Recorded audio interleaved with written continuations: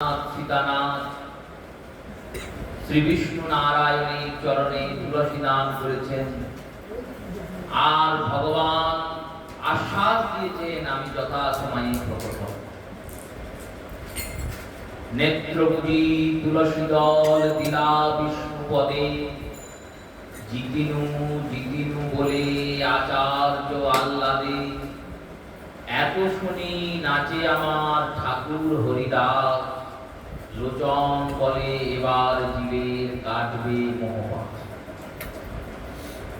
চৈতন্য ভাগবত রচয়িতা শ্রীল বৃন্দাবন দাস ঠাকুর বলছেন যথা সময়ে শ্রী নবদ্বীপ ধাম প্রকট হয়েছেন, প্রস্তুত হয়েছে।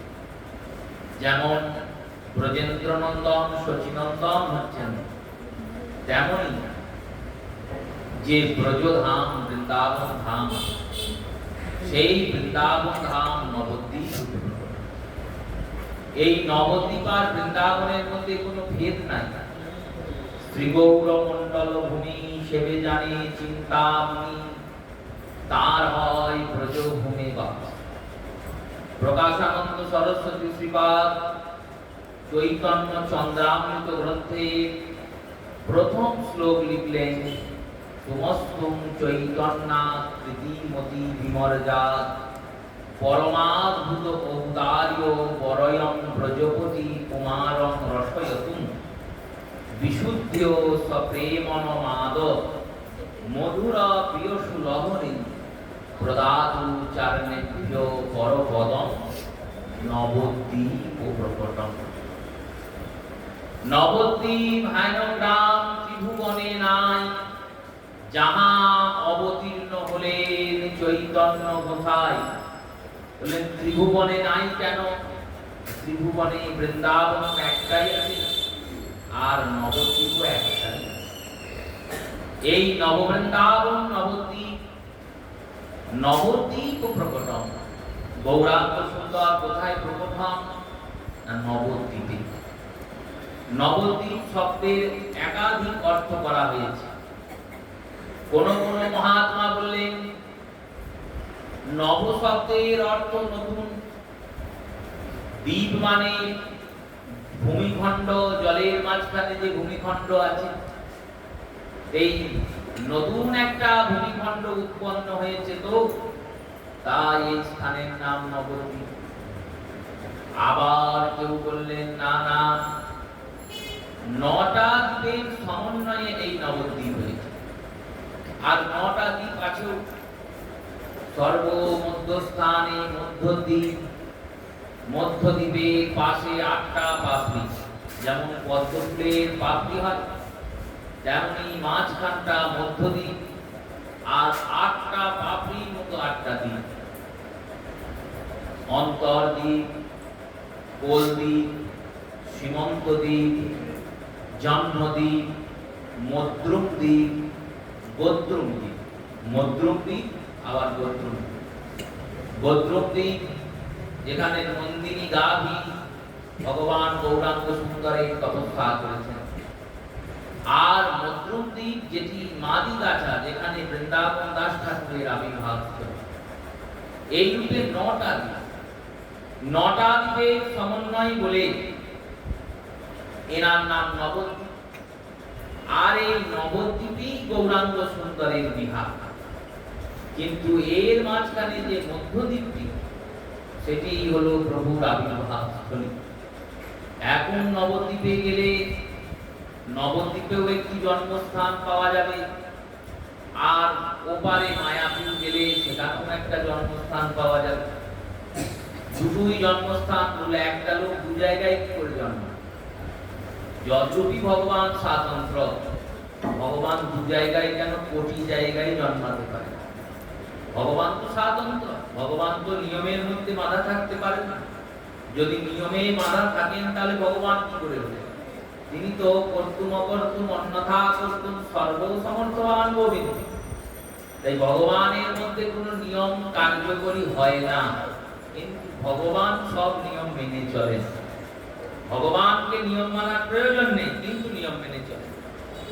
গান্ধারী ভগবান কৃষ্ণকে অভিশাপ দিচ্ছেন মহাভারতে, তুমি যেমন আমার সন্তানদেরকে হত্যা করালে, তেমনি তোমার চোখের সামনে তোমার সন্তানরা সবাই মরে যাবে, তোমার বংশধ্বংস হবে।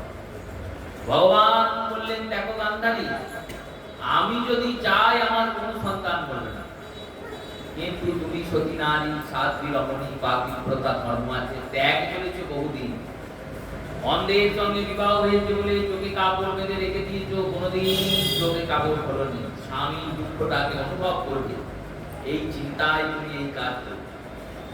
এই কারণে আমি অভিশাপ গ্রহণ করলাম, নাহলে ভগবানের উপর কোনো অভিশাপ কাজ করে না। ভগবান স্বাতন্ত্র, তিনি 2 জায়গায় কেন 10 জায়গাতেও জন্মাতে পারেন না, কিন্তু গবেষণা করলে, ভৌগোলিক ভাবে চিন্তন করলে মহাপ্রভুর যেটি আদি জন্মস্থান এবং তার প্রমাণ পাওয়া যায়, তার প্রমাণ শ্রীনিবাস চরিত্রে পাওয়া যায়, তার প্রমাণ বীরাঙ্গীরের পরবর্তীকালে যে মল্ল রাজাদের চরিত্রগুলি বাঁকুড়া বিষ্ণুপুর থেকে অধ্যয়ন করা হয় সেখানেও পাওয়া যায়। সেই সমস্ত গবেষণা আদি করলে ঠিকঠাক ভাবে যদি নিরূপণ করা যায় নিরপেক্ষ ভাবে, নিরপেক্ষ মানে আমি নবদ্বীপের লোক তাই বলবো নবদ্বীপেরটা আসল, আর আমি মায়াপুরের লোক তাই বলবো মায়াপুরেরটা আসল, এই তো চলছে। মায়াপুরের লোক হলে, গৌরীয় মঠের লোক হলে, ইস্কনের লোক হলে তারা বলছেন ওরা সব সহজিয়া, আর আমরা তাদের দেখছি আর বলছি ওদের সব পরম্পরা নেই। যদি ঠিকঠাক ভাবে বসা হয় পরম্পরা খুঁজে পাওয়া মুশকিল আছে, কারণ নতুন যে পরম্পরাগুলো আবির্ভূত হয়েছে 100 থেকে 150 বছরের মধ্যে, সমস্ত পরম্পরাই সিদ্ধ জগন্নাথ দাস বাবা থেকে শুরু হয়েছে। সে আপনি রাধারমণ বাগের পরম্পরা বলুন, সে আপনি গৌরীয় মঠের ভক্তি বিনোদ ঠাকুরের পরম্পরা বলুন, আর ইস্কনের পরম্পরাই বলুন, পরম্পরা এটাই। কিন্তু এই জগন্নাথ দাস বাবা পরম্পরা পেলেন কোথায়? ইনি তো নিত্যানন্দ শাখা থেকে পেলেন, এই গোস্বামী গন্ধের থেকেই পরম্পরার বিস্তার বিকাশ। চৈতন্য চরিতামৃতে যে শাখা নির্ণয় তত্ত্ব শাখা নির্ণয় করা হয়েছে চরিতামৃতে আদি খণ্ডে, বা শাখা নির্ণয় নামক যে গ্রন্থ আছে সেখানে যে সমস্ত শাখার বর্ণনা করা হয়েছে, কোথাও কি এনাদের কথা পাওয়া যায়? পাওয়া যায়। শ্রী তাই গবেষণা করলে এবং নিরপেক্ষ হয়ে বিচার করলে এটা স্পষ্টত প্রমাণ মহাপ্রভুর যেটি জন্মস্থান সেটি এখন গঙ্গার গর্ভে, তার অবস্থান নেই। কারণ গঙ্গার ভাঙন শুরু হয়েছিল, আর গঙ্গার যখন ভাঙন শুরু হয়েছিল দেখবেন 2 জায়গায় যাবেন, নবদ্বীপে একটা নিম গাছ আছে, তার তলায় সরস্বতী বসিয়ে রেখেছে, আর মায়াপুরে যাবেন সেখানেও একটা নিম গাছ আছে আর সরস্বতী বসিয়ে রেখেছে, সেখানে আবার জগন্নাথ মিশ্র বসিয়েছে, দুজনেই আছে। যাই হোক, আর গেলেই বলবে মহাপ্রভু জন্মিয়েছে এখানে, জন্মিয়ে তো শিশু দুধ খায়, দুধের দাম দিয়ে যাও, কেউ বলবে পায়েসের দাম দিয়ে যাও। এইসব না করলে ধাম চলবেও না, তাদের তো চালাতে হবে। ধামের নিয়মই তাই, ধামের যারা পুরোহিত ধামবাসী, বাবাজি, বৈষ্ণব, সন্ন্যাসী, মঠবাসী, তাদের মঠ চালানোর জন্য, আশ্রম চালানোর জন্য বিভিন্ন রকম অছিলা করে চলছে। ধর্মকে ভাঙিয়েই অর্থের উপার্জন করতে হয়, কারণ তাদের কাছে ওটাই জীবিকা। যাই হোক, 2 গাছের তলাতেই দেখবেন সচিমা বসে আছে, আর 2জনের জায়গাতেই যাবেন বসে, এর তলায় মহাপ্রভু জন্মিয়েছিল, আর ওর তলায় জন্মিয়েছিল, কারোর তলায় জন্মায়।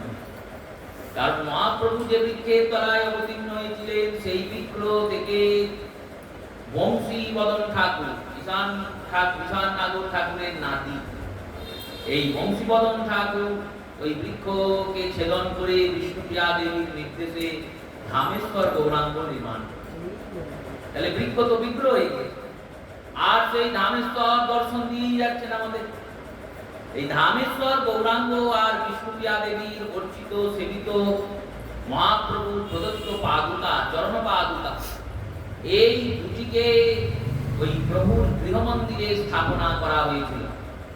আর সেখানে বিরাম্বী রাজা শ্রীনিবাসের প্রাপ্ত, এইগুলো নিয়ে তো আমাদের আলোচনা হয় না। শ্রীনিবাস আচার্য প্রভু যখন বিরাম্বীকে কৃপা করলেন, উদ্ধার করলেন, বিরামী ছিলেন দস্যু রাজা, ডাকাত, মল্লভূমি বিষ্ণুপুরের রাজা। ওই রাস্তার উপর দিয়ে যারা আসতো, ঝাড়খণ্ড থেকে পশ্চিমবঙ্গ আসতে গেলে জলপুরার উপর দিয়ে আসতে, যারাই আসতো ওনার সিপাহীরা গিয়ে ডাকাত সেজে তাদের লুট করত। আচার্য প্রভু শ্যামানন্দ আর নরোত্তম তিনজনে আসছেন, সঙ্গে গ্রন্থরাজি আসছেন। জীব গোস্বামী, রূপ গোস্বামী, সনাতন গোস্বামী যত গ্রন্থ সব গ্রন্থ পাঠিয়ে দিয়েছেন, নিয়ে যাও গৌরবঙ্গে গিয়ে প্রচার করবে। সিন্ধুকে সিন্ধুকে গ্রন্থ আছে, সেই সব সিন্ধু গরুর গাড়িতে চাপানো আছে, আর তার সঙ্গে দুটো করে লেঠেল আছে, আর 12 আন্ডা গাড়ি মারছে। এরা ভেবেছে সিন্ধুকে জিনিস আছে মানে ধন সম্পদ, মিলে জহরত, মণিমাণি খুঁজ থাকে। সিন্ধুগুলোকে লুণ্ঠন করা হয়েছে, খুলে নিয়ে গিয়ে যখন রাজার কাছে বলা হয়েছে যে সব পুঁথি, কোথাও কিছু নেই, সব পুঁথি, তালপাতার পুঁথি, গ্রন্থ, গোটা সিন্ধু ভর্তি গ্রন্থ। রাজা বললেন এ কি হলো, এত খাটাখাটনি করে আমরা চুরি ডাকাতি করলাম, দিয়ে শেষকালে বই নিয়ে এলাম, বই নিয়ে কি হবে? চিন্তা করলেন হয়তো এতে কোথাও গুপ্তধনের হদিস থাকতে পারে, লেখা থাকতে পারে। সংস্কৃতের পণ্ডিত একজনকে ডেকে পাঠানো হলো, যিনি রাজার রাজ পণ্ডিত। তিনি পড়েই যাচ্ছেন, কিছু মানে আর বুঝতে পারেন না, উদ্ধার করতে পারেন না। 2-3 দিন শোনার পর রাজা ভেঙে দেওয়া করালেন যে যাও গে খবর নাও, খবর দাও যে সেই গ্রন্থের অর্থ আমাকে শোনাতে পারবে আমি তাকে পুরস্কার। আর এইদিকে শ্রীনিবাস প্রভু, নরোত্তম, শ্যামানন্দ এনারা তো বিহ্বল হয়ে পড়েছেন, হায় হায় এ কি হলো। তখনকার দিনে ছাপাখানা ছিল না যে গ্রন্থের পর গ্রন্থের সমাহার হবে। ডাল পাতার পুঁথিতে ওই প্রদীপের শিখাতে যে কালি জমে, সেই কালিতে ঘৃত মিশ্রিত করে কালি নির্মাণ করে খাগের কলম দিয়ে রূপ গোস্বামী, সনাতন গোস্বামী, জীব গোস্বামী, গোপাল ভট্ট আদি সর্বস্বামীগণ, অষ্টগোস্বামীগণ এবং তাদের পূর্বপর আচার্যগণ তাদের সেই পুঁথি রচনা করেছেন। কত কষ্ট করে রচনা, এক একটা মনের ভাব প্রস্ফুটিত হয়েছে, সেই সব ভাবকে তারা নিজেদের লেখনীর মাধ্যমে প্রদান করেছেন। রসশাস্ত্র আগেও ছিল, এখনো আছে, পরেও থাকবে, কিন্তু এই রসশাস্ত্রে অবগাহন করার মতো ক্ষমতা কারো ছিল না। প্রেম কি জিনিস সবাই বলতে পারতো, বোঝাতে পারতো না। প্রেমের কতগুলি পর্যায় হয়, কতগুলি ভাব হয়। পিতা মাতার মধ্যে প্রেম, পিতা পুত্রের মধ্যে প্রেম, মাতা সন্তানের মধ্যে প্রেম, ভাই বোনের মধ্যে প্রেম, বন্ধু বান্ধবের মধ্যে প্রেম, প্রেমিক প্রেমিকার মধ্যে প্রেম, সবই তো প্রেম।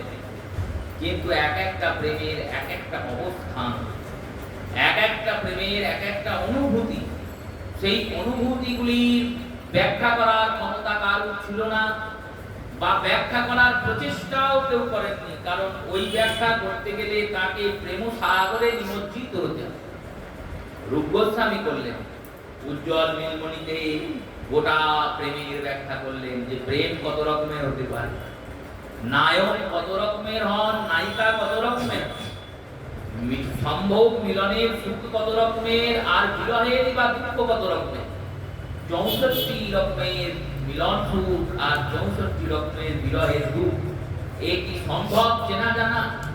এ কি উপলব্ধি না করে অনুভব করা সম্ভব? এই এত পরিশ্রমের ফল সেই গ্রন্থরাজি লুণ্ঠন হয়ে গেছে, চুরি হয়ে গেছে। আচার্য প্রভু বললেন দেখো মহাপ্রভুর কৃপাতে এই গ্রন্থ রচনা হয়েছে, মহাপ্রভুর কৃপাতে বৃন্দাবন থেকে গৌরমণ্ডল আসছে। গৌরমণ্ডল থেকে তো সবাই উপহার নিয়ে বৃন্দাবনে যায়, যাবো রাধারানীর চরণে গিয়ে এটা দেবো, ওটা দেবো, সেটা দেবো, কারণ ওটা বৃন্দাবন, এটা গৌরমণ্ডল।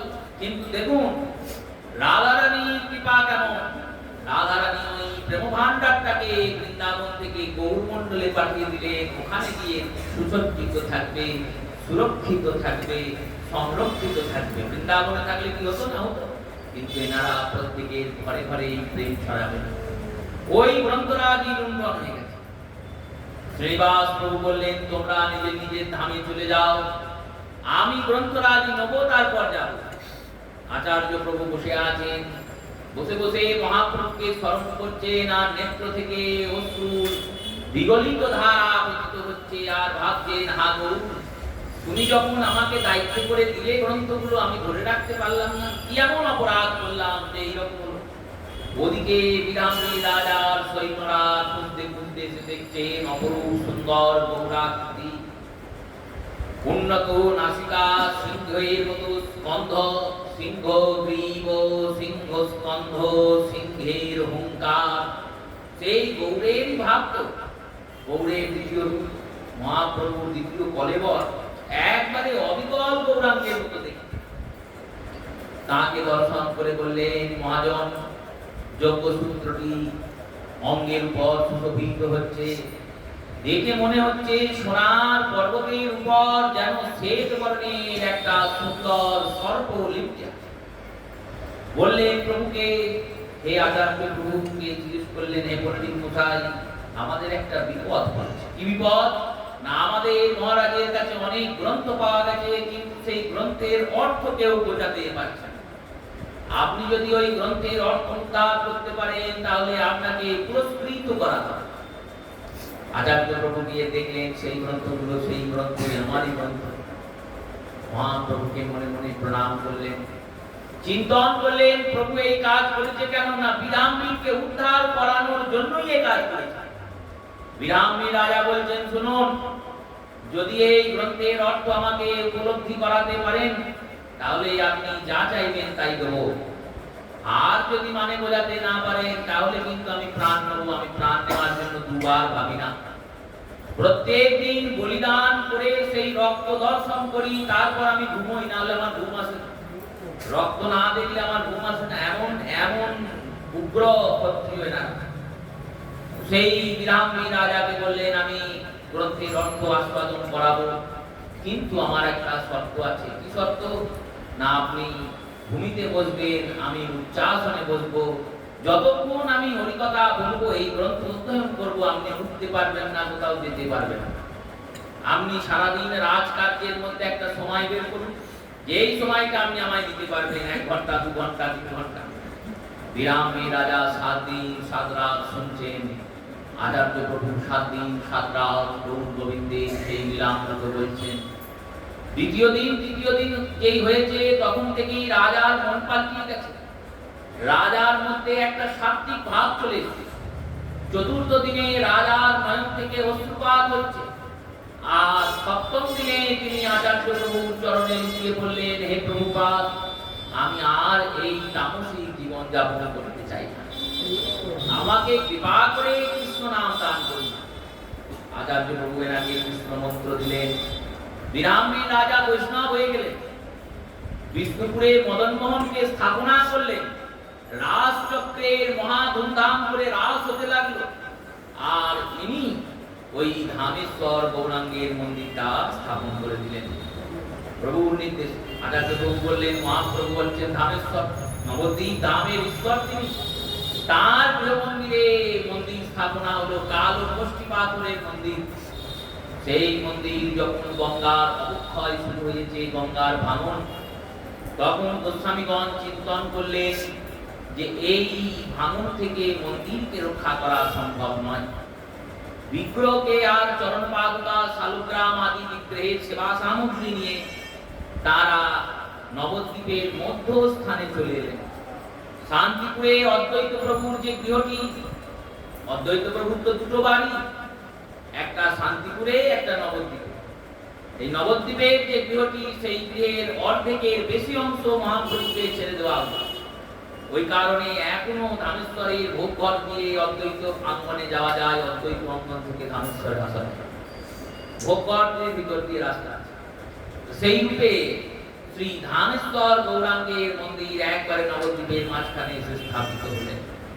আর ওই ভাঙা মন্দিরের একটা পাথর নিয়ে এসে রাখা হলো, সে পাথর এখনো আছে। তাহলে এত বড় প্রমাণের থেকে আর বড় প্রমাণ প্রয়োজন হয় না। মহাপ্রভু নবদ্বীপে প্রকট হয়েছেন, এটা একবারে যথার্থ। ওই নবদ্বীপের ভূমিটা স্পর্শ করলেই প্রভুর জন্মভূমিকে স্পর্শ করা যায়। তাই চরিতামৃতকার বললেন, নবদ্বীপ হেনগ্রাম ত্রিভুবনে নাই। যেথা অবতীর্ণ হলেন চৈতন্য গোসাই। গৌর কিশোর বাবা ছিলেন সিদ্ধ বাবাদের মধ্যে। এই গৌরকিশোর বাবা নবদ্বীপে শৌচ ত্যাগ করতেন না। শৌচ ত্যাগ করার জন্য সকালে নৌকা ধরে গিয়ে ওপারে শৌচ ত্যাগ করে আসতেন। কেন না ধামে থাকবো, ধামকে অপবিত্র করা। কত চিন্তা, কত ধামের প্রতি নিষ্ঠা। এই ধামের নিষ্ঠা কি করে? বললো ধামের নিষ্ঠা, ধাম কৃপা করে তোমায় গোবিন্দ পাবে। ভগবানের চারটি বস্তুর প্রতি নিষ্ঠা থাকতে হয়, নাম, লীলা, রূপ আর নাম। নাম, নামের প্রতি নিষ্ঠা। নামকে এমন করে ধরতে হবে যেন কিছুতেই নামকে না ছাড়ে। রূপ মানে বিগ্রহ, বিগ্রহকে এমন করে ধরতে হবে যেন কিছুতেই তাকে না ছাড়ে। আর লীলা মানে ভগবানের কথা, এই হরি কথা, এই গোবিন্দের কথা, এই গৌরাঙ্গের কথা, রামচন্দ্রের কথা। এই হরি কথা এমন করে শুনতে হবে নিষ্ঠা করে যে হরি কথা যেন হরি কথা। আর এই তিন নিষ্ঠা যদি না পারো তাহলে আরেকটা নিষ্ঠা যার নাম ধাম নিষ্ঠা, ধামে করে থাকতে।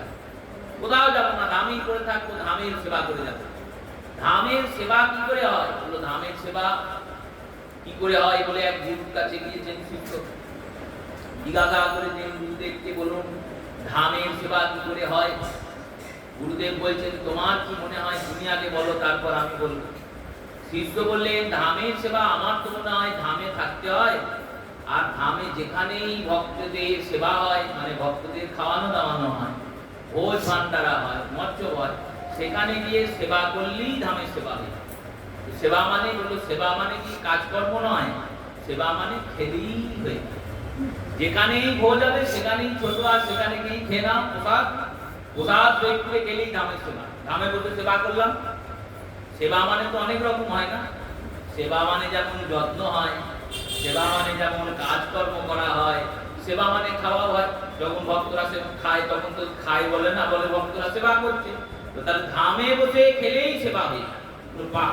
এইরকম শিষ্য যদি সবাই হয়ে যায় তাহলে আর খাবার বলে কিছু থাকবেই না পৃথিবীতে, সব তোরা শেষ করবে। ধামের সেবা এইভাবে। ধামের সেবা কিভাবে হয়? বলতো ধামের সেবা হয় ধামকে মার্জন করতে। সমমার্জনী দিয়ে, ঝাঁটা দিয়ে ধামকে মার্জন করলে ধামের সেবা হয়। যেখানে ভক্তরা যাচ্ছেন, কোন পরিক্রমা যাচ্ছে, তাদের সেবা করলে ধামের সেবা হয়। ধামের কোন কর্ম করলে, যে কর্মে উন্নতি হয়, সেই কর্ম করলে ধামের সেবা। সেই রূপে নবদ্বীপ ধামে নববৃন্দাবন নবদ্বীপ রূপে প্রকট হয়েছেন। আর সেই নবদ্বীপেই স্বয়ং নন্দরাজ ও বসুদেবের মিলিত রূপ শ্রী জগন্নাথ মিশ্র, আর দেবকী আর যশোদার মিলিত রূপ শ্রী সতী মাতা। এনাদের প্রথম পুত্রের নাম বিশ্বরূপ। বিশ্বরূপ অবতীর্ণ হওয়ার পর সতী মায়ের অনেকটি সন্তান হয়েছে, কন্যা সন্তান। কোন কোন মহাজন বলছেন 7টি, কোন কোন মহাজন বলছেন 9টি। এই 7টি হোক 9টি হোক অনেক কন্যা সন্তান হয়েছে, হয়েছে আর মরেছে, জন্মায় আর মরেছে। জগন্নাথ মিশ্রের আর সতী মায়ের চরম দুঃখ, সন্তান জন্মিয়ে মরে যাচ্ছে। এই করতে করতে সতী মায়ের গর্ভে মা পূর্ণিমা তিথিতে মহাপ্রভু প্রকট হবেন বলে প্রবেশ হয়েছেন। গর্ভের সমস্ত সংকেত দেখা দিয়েছে। সতীমা প্রতিদিন স্নান করতে যান গঙ্গায়, জগন্নাথ মিশ্র প্রতিদিন গঙ্গায় স্নান করতে যান। নবদ্বীপের সবাই স্নান করে, লক্ষ লক্ষ লোক করে নিত্য গঙ্গা স্নান, নিত্য পূজা করেন তারা করিয়া প্রয়াণ। লক্ষ লক্ষ লোক দিয়ে প্রতিদিন গঙ্গায় স্নান করে নবদ্বীপে। সতী মাতা প্রত্যেক দিন তার সখীদের নিয়ে, তার বান্ধবীদের নিয়ে, কোনদিন শিবাস গৃহিণী মালিনীকে সঙ্গে করে স্নান করতে যান। আচার্য প্রভু প্রতিদিন নিজের নিত্য কর্ম অনুযায়ী ওই সহস্র তুলসী দল 1008টা তুলসীকে চন্দনে চর্চিত করে নয়নের জলে ভিজিয়ে নারায়ণের মস্তকে দান করেন। কাঁদেন আর বলেন, প্রভু তুমি বললে আসবে, কবে আসবে? আসবে বলেছ ঠিক, কবে আসবে? এই বলে কাঁদতে কাঁদতে পূজা করেন। আর পূজা অর্চনা করার পর সেই তুলসী দল নিয়ে গিয়ে গঙ্গায় বিসর্জন করেন। গঙ্গাতেই নির্মাল্য দিতে হয়। ভগবানের অঙ্গ থেকে ঘোষিত পুষ্প, মাল্য, তুলসী এগুলোকে নির্মাল্য বলে। এই নির্মাল্যকে মা গঙ্গাকে প্রদান করতে হয়। কেন? মা গঙ্গা এগুলোর আশা করে বসে থাকে। ভগবান শ্রী গৌর গোবিন্দের ফুল, পুষ্প, তুলসীকে গঙ্গায় দান করেন। আচার্য প্রভু প্রতিদিন ওই তুলসীগুলো দান করেন, প্রত্যেক দিন দান করেন। তুলসী উজান যেমন চলে যাচ্ছে, গঙ্গা যেদিকে প্রবাহিত হচ্ছে সেদিকে ভেসে চলে যায়। আজকে তুলসীগুলো উজানে রয়েছে। প্রভু দেখছেন একই হলো সমস্ত জিনিসই যেদিকে প্রবাহ সেদিকে যাচ্ছে, কিন্তু তুলসীগুলো উজানে যাচ্ছে কেন? এই তুলসীগুলো যাচ্ছে কোথায়? ধীরে ধীরে আচার্য প্রভু এগুচ্ছেন, আর তুলসী দল ওই উজানে যাচ্ছে। যেতে যেতে যেতে যেতে যে ঘাটে সচিমাতা স্নান করছে, সেই ঘাটে গিয়ে আচার্য প্রভু দেখলেন সচিমায়ের গর্ভের চারিদিকে ওই তুলসীটা পরিক্রমা করলো, আর পরিক্রমা করে সচিমায়ের গর্ভের মধ্যে বিলীন হয়ে গেল। আচার্য প্রভু বুঝতে পারলেন যে তাহলে আমার প্রভু, আমার ভগবান সেই ব্রজেন্দ্র নন্দন সাক্ষাৎ গোবিন্দ, তিনি ওই গর্ভেই আছেন। তাই চার জিনিস তার কাছেই দিয়েছে। কারণ তুলসী দেবী ভগবানের চরণ কমল চেনেন। কচ্চিদ তুলসী কল্যাণী গোবিন্দ চরণ প্রিয়ে, সেই ভগবানের চরণ প্রিয়া, ভগবানের চরণে যিনি দিন রাত পড়ে আছেন, লোটপোট খাচ্ছেন, শ্রীপতি চরণ কমলে লোটপানি, সেই লোটপোট খাওয়া তুলসী মহারানী। যেখানেই ভগবান থাকুন, যে রূপেই থাকুন, যে ভাবেই থাকুন, তিনি ঠিক ভগবানকে চিনে ফেলবেন। তাই ভগবান নিশ্চয়ই ওই গর্ভে আছে। এই দর্শন করে আচার্য প্রভু মা সতীকে প্রণাম করলেন। আর যখন প্রণাম করছেন তখন সতীমায়ের যারা সতীরা ছিলেন তারা বলছেন, দেখ দেখ ওই পারে আমাদের অদ্বৈত গোসাই তোকে প্রণাম করছে। সতীমা বললেন, আমাকে কেন প্রণাম করবে? আমি তো ওনার কন্যা সমতুল্য, ওনার মেয়ের মতো। আমার প্রতি ওনাকে পিতা সমতুল শ্রদ্ধা করেন, আমি তো ওনার কন্যা সমতুল। এই কন্যা সমতুল মেয়েকে কি বাপ প্রণাম করে? আমাকে করছে না, মনে হয় গঙ্গাকে করছে। এবার আচার্য প্রভু ওই গঙ্গার ওপার থেকে পারে এলেন। সচিমা যখন স্নান করে উঠলেন তখন আচার্য প্রভু গিয়ে পরিক্রমা করলেন সচিমাকে, আর সচিমাকে পরিক্রমা করে আবার প্রণাম করলেন। সচিমার মনটা ভয়ে ভীত। কি করছেন বললেন, না মা, আমায় আটকিও না, আমি তোমায় প্রণাম করছি না, তোমার গর্ভে যিনি আছেন তাকে প্রণাম করছি, আমাকে আটকে। আচার্য প্রভু কাজ করে চলে গেলেন। সচিমার মনটা ভয় লাগতে লাগলো। এসেই পতিকে রাগে একান্তে বলছেন, জানেন কি হয়েছে? আজ কি হয়েছে না, ঘাটে স্বয়ং অদ্বৈত আচার্য আমায় প্রণাম করছে। প্রণাম জিনিসটা যতটাকে আমরা সহজ মনে করি ততটা তো সহজ নয়। যিনি প্রণামের যোগ্য তাকে প্রণাম করলে আশীর্বাদ পাওয়া যায়, যিনি প্রণামের অযোগ্য তাকে প্রণাম করলে বিপরীত ক্রিয়া পাওয়া যায়। ঘোর তামসিক ব্যক্তিকে যদি সাত্বিক ব্যক্তি প্রণাম করে কি হবে? ওই তামসিক ব্যক্তি করতে হবে, সাত্বিক ব্যক্তির প্রতি হবে। পিতামহ ভীষ্ম বসে আছেন আর ভগবান কৃষ্ণ গিয়েছেন। ভগবান কৃষ্ণ গিয়ে যখন পিতামহ ভীষ্মকে প্রণাম করতে যাবেন, ভীষ্মদেব ভগবানের হাত ধরলেন, হাত ধরে বললেন, মাধব এই কাজ করো না, আমি তোমার কি প্রণাম নিতে পারি? গোবিন্দের প্রণাম কি নেওয়া যায়? সেই রূপে সচিমা বলছেন, উনি আমার থেকে এত বয়সে বড়, গুণে বড়, বৈষ্ণব মানুষ, ভক্ত মানুষ, উনি আমায় প্রণাম করলেন। আমার গর্ভে যে সন্তান, এমনিতেই তো আমাদের পোড়া কপাল, একটাই পুত্র বেঁচে আছে বিশ্বরূপ, বাকি মেয়েরা জন্মিয়েছে আর মরেছে। এই সন্তানের যদি কিছু হয়ে যায়, আমি অত শাস্ত্র কথা জানি না প্রভু, আমি এটা শুনেছি বাবার মুখে যে কৃষ্ণ রুষ্ট হলে গুরু রাখিবারে পারে, গুরু রুষ্ট হলে কৃষ্ণ রাখিবারে নারে। ভগবান যদি কোনো কারণে কুপিত হন তাহলে সাধু বৈষ্ণব তাকে রক্ষা করতে পারে, কিন্তু ভগবান কুপিত হলে গুরুদেব রক্ষা করতে পারেন। গুরুদেব যদি কোনো কারণে কুপিত হন ভগবান তাকে রক্ষা করতে পারেন না। এই তো সাধু বৈষ্ণব, ইনি যদি কৃপিত হয়ে যান, ইনি কি আমাকে প্রণাম করলেন, আমার মনটা খুব খারাপ। জগন্নাথ মিশ্র বললেন, দেখো আচার্য প্রভু কারণ অহিত চাইবেন না, কারণ তিনি হিত চান, তার হিততার মঙ্গলতার, তিনি কতটা মানুষের মঙ্গল চান তুমি জানো না সচি।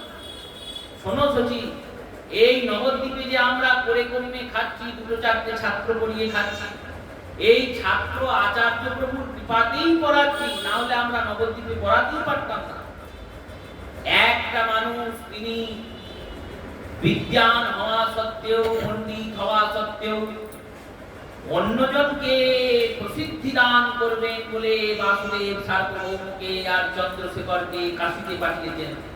না হলে তিনি তো সব লিখে আনতে পারতেন, বলে দিতে পারতেন, তিনি সব করতে পারতেন, কিন্তু সামর্থ্য থাকা সত্ত্বেও তিনি কাজ করেন। নবদ্বীপের ঘরে ঘরে যে চতুষ্পাদ মঙ্গল দেখছো, এই চতুষ্পাদ মঙ্গল আচার্য প্রভুর কৃপাতেই খোলা হয়েছে। এত মঙ্গল যিনি চান, সর্বজীবের মঙ্গল যিনি চান, সেই সর্বজীবের মঙ্গল চাওয়া আচার্য প্রভু, তিনি কোনদিন তোমার অমঙ্গল চাইবেন। দেখবে তোমার আর তোমার সন্তানের অবশ্যই মঙ্গল হবে। দিন রাত আচার্য প্রভু কাঁদেন আর বলেন, গোবিন্দ তুমি কৃপা করো আর কলিযুগে এসো। হয়তো তোমার গর্ভে উনি গোবিন্দের দর্শন পেয়েছে। সচিমাতা বলছেন, তাই আবার হয়? আমি কি গোবিন্দের মা হতে পারি? গোবিন্দের মা হতে গেলে কত যোগ্যতা দরকার, মা যশোদার মতো কি আর আমি? শ্রী জগন্নাথ কৃষ্ণ বললেন, প্রত্যেকের গর্ভে বালকই তো কৃষ্ণ সমান, কারণ গর্ভে কৃষ্ণের অধিষ্ঠান। প্রত্যেকের গর্ভে ভগবান নারায়ণ অধিষ্ঠান করেন। তাই ভগবান নারায়ণ অধিষ্ঠান করেন বলে হয়তো তিনি নারায়ণ জ্ঞানে তোমার বালককে প্রণাম করেছেন। তাই তুমি এত কিছু চিন্তা করো না। এই সমস্ত বুঝিয়ে পাঠিয়ে সচিমাতাকে শান্ত ক্ষান্ত করলেন। এবার ধীরে ধীরে গর্ভের বৃদ্ধি হতে থাকলো। 2 মাস, 3 মাস, 5 মাস, 10 মাস, 10 মাসের পর 11 মাস, 11 মাসের পর 12 মাস, 12 মাসের পর 13 মাস, 13 মাসেও গর্ভ থেকে বালক প্রসব হয়নি। আর প্রসবের কোনো বেদনা চেতনাও, অনেকে কানাঘুষো করছে, কি ব্যাপারে, এমনিতেই তো এতগুলো সন্তান জন্মিয়েছে আর মরিয়েছে, এরপরে আবার এমন বালক গর্ভে ঢুকেছে 13 মাস ধরে আছে, কোনো চেতনা নাই, মা যে প্রসব করবে প্রসবের কোনো বেদনা নাই, এই কিরকম সন্তান? কেউ কেউ বলছে ওই অদ্বৈত প্রণাম করেছিল না, ওই জন্যই এই ঘটনা। দেখবেন কোনো ভালো কাজ হলে কেউ বলবে না সাধুগুরু বৈষ্ণবের কৃপায় হয়েছে, আর যদি কোনো খারাপ কাজ হয় ওই ব্যাটা এসেছিল বলেই হয়েছে, ও কিছু টুকটাক করে দিয়ে দিয়েছে। সেই রূপে মানুষের কর্ম এটা, মানুষ এটা করবেই। এই নিন্দাতে আমরা খুব ভালো করে অংশগ্রহণ করতে পারি, স্তুতি পারি না পারি, নিন্দা করতে খুব পারি। এই পরের নিন্দার পরের সমালোচনা, এটা আমাদের একবারে যথার্থ স্বভাব। এই স্বভাবটা আমরা কিছুতেই ছাড়তে পারি। এই স্বভাব পূর্বেও ছিল, এখনো আছে। যখন গোবিন্দ গিরিরাজের পূজা করার কথা বলছেন, নন্দ বাবা তো এক কথায় রাজি হয়ে গেছেন, যশোদা এক কথায় রাজি হয়ে গেছেন, কিন্তু ব্রজের সবাই কি রাজি হয়েছিলেন? হয়নি। যখন ইন্দ্রের বৃষ্টি হচ্ছে, তখন যারা রাজি হননি তারা এসে বলছেন, দেখো ওই ছোট ছেলেটার কথা শুনেছো বলে ইন্দ্র কুপিত হয়েছে, এবার কি হবে? এই রকম লোক চিরকালই ছিল, চিরকালই থাকবে। এই রকম লোক কেন থাকে? তখন নিষ্ঠার পরিচয় পাওয়া যায়। ভগবান যখন ভক্তের পরীক্ষা নেন, পরীক্ষা নেওয়ার সময় কি সুখ দিয়ে পরীক্ষা নেবেন? বললো না না, দুঃখ দিয়েই পরীক্ষা নেবেন। গৌরাঙ্গ সুন্দরের এই কথা শুনে তো আমরা সেটাই অনুভব করব। শ্রী গৌরাঙ্গের মধুর লীলা, যার কর্ণে প্রবেশিলা হৃদয় নির্মল ভেদতা, এই গৌর লীলা শুনলে তবে আমরা ব্রজলীলার আস্বাদন করার মতো মনটা পাবো। কি করে?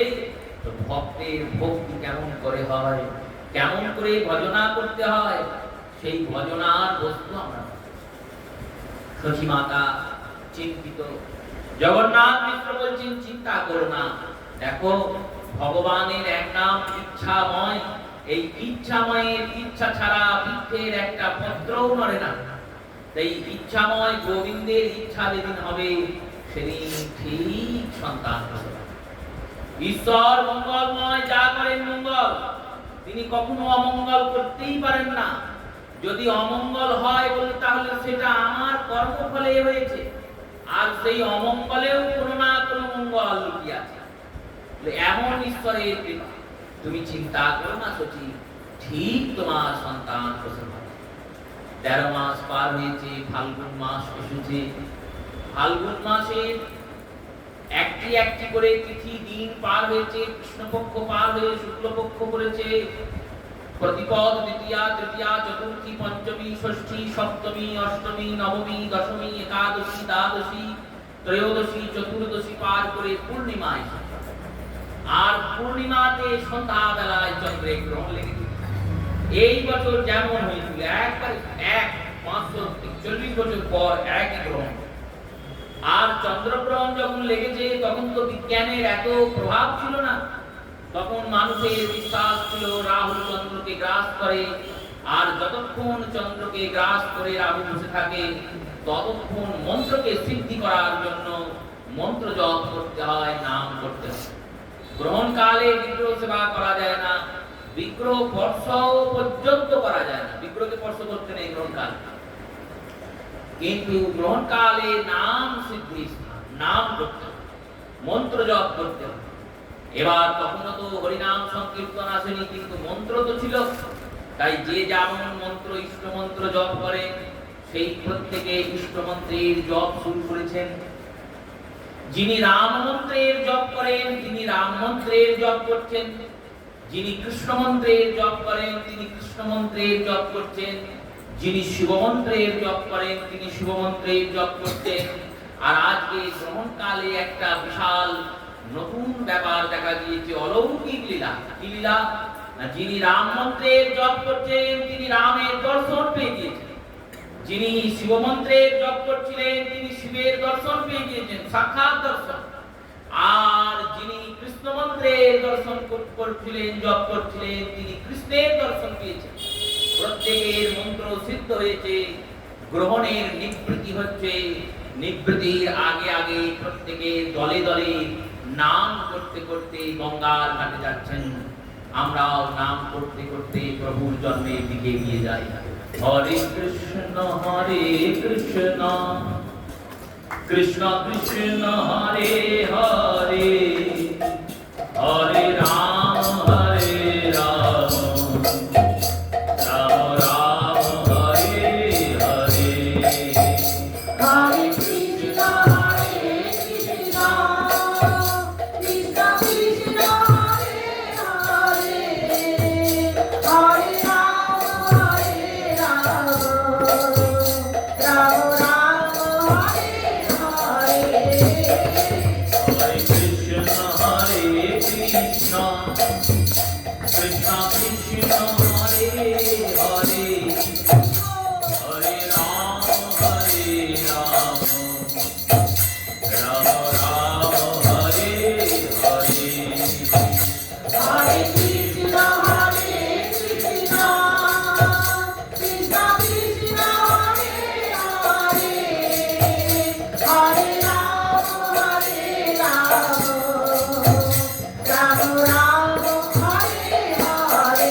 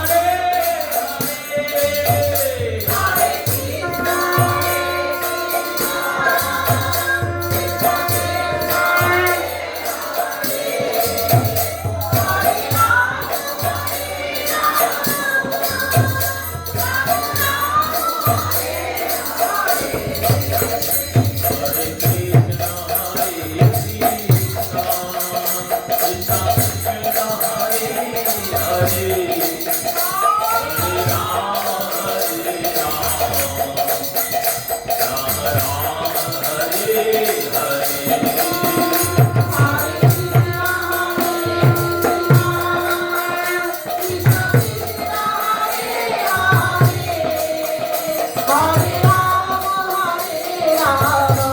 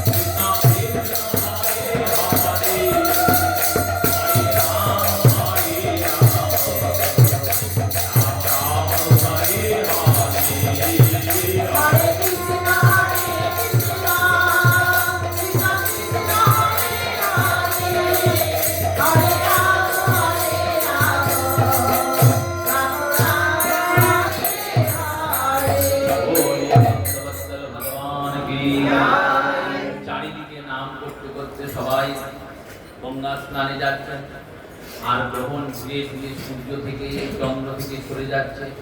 চরিতামৃতকার লিখলেন, অকলঙ্ক চন্দ্র যখন দিলেন দর্শন, সকলঙ্ক চন্দ্রের তখন কিবা প্রয়োজন। বললেন অকলঙ্ক চন্দ্র যখন দর্শন দিলেন, তখন সকলঙ্ক চন্দ্রের কি প্রয়োজন? চন্দ্রে তো কলঙ্ক আছে, আর এই গৌরচন্দ্রের অঙ্গে কোনো কলঙ্ক নাই।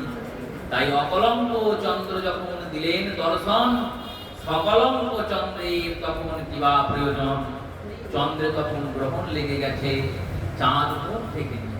কেন মুখ ঢেকেছে? বললো চাঁদ ভাবতো আমার থেকে সুন্দর কেউ নাই। যত লোক সুন্দরের তুলনা করে আমার সঙ্গেই তুলনা করে। কেউ দেখতে সুন্দর হলে বলে চাঁদের মতো সুন্দর। কবি যখন কবিতা লেখে চাঁদের দিকে তাকিয়ে তাকিয়ে কবিতা লেখে। চকর বলে একটা পাখি আছে, সেই পাখিটা কি করে? বললো পূর্ণিমার রাতে যেই চাঁদ ওঠে, চাঁদ উদয় থেকে চন্দ্র উদয় থেকে চন্দ্রাস্ত অবধি সারা রাত সে চাঁদকে দেখতে দেখতে কাটিয়ে। এই রূপে চন্দ্রের গর্ব ছিল, অহংকার ছিল, অভিমান ছিল, আমার থেকে সুন্দর বোধহয় কেউ না। এই অভিমান তার ভেঙে গেছে, কারণ যিনি আজ শচীগর্ভ সিন্ধু মাঝে উদিত হয়েছেন, তার অঙ্গে কোনো কলঙ্ক নাই, আর তার রূপের কোটি ভাগের কোটি ভাগ চন্দ্রের রূপ না। সেই রূপে শ্রী মহাপ্রভুর অবতীর্ণের আগে চারিদিকে হরিনাম হচ্ছে, হরিধ্বনি চলছে। সেই হরিনাম হরিধ্বনি সচিমাতা শুনছেন।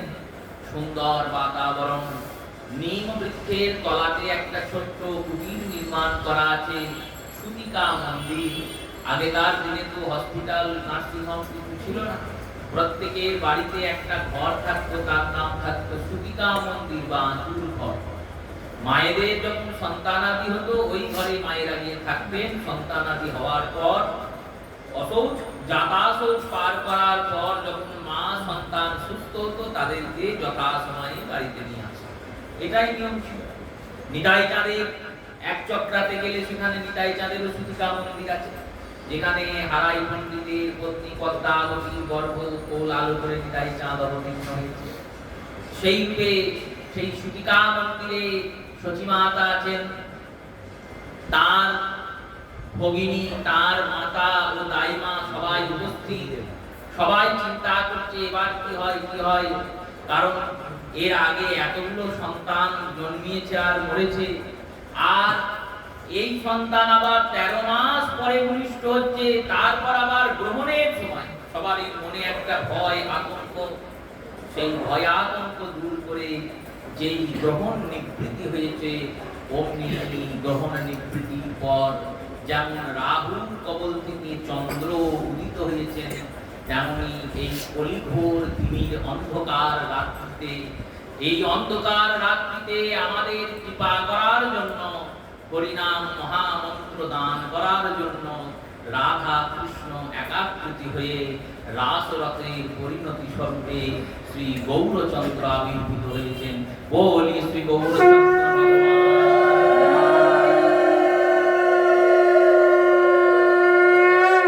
আর ভক্তরা গাইতে শুরু করেছেন মহাপ্রভুর জন্মলীলা।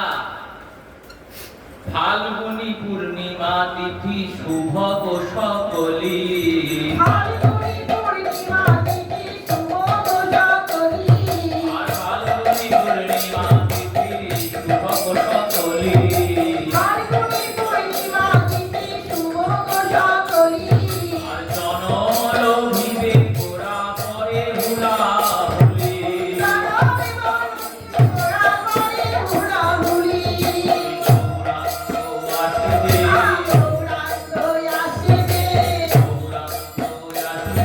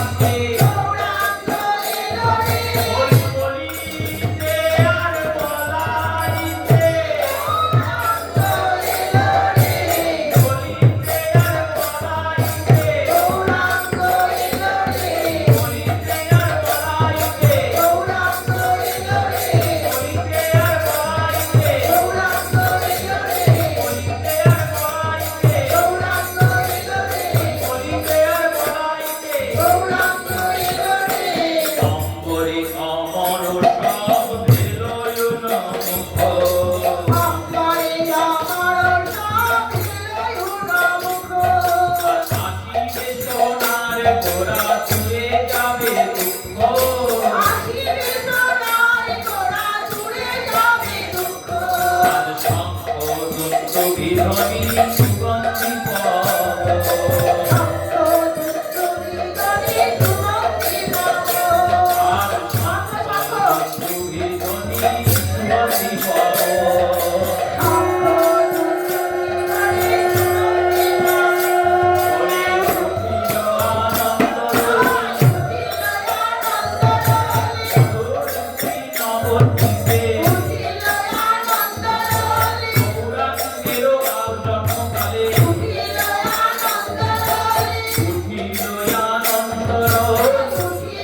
আনন্দ সবে বলে হরি বল হরি কুলু দেয়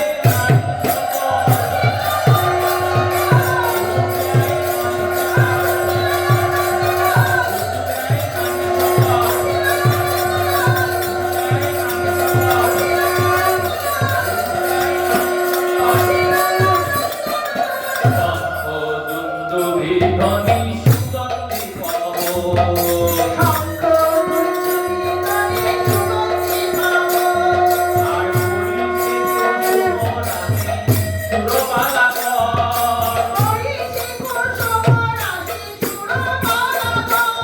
ওই পরে পুষ্প পরিষদ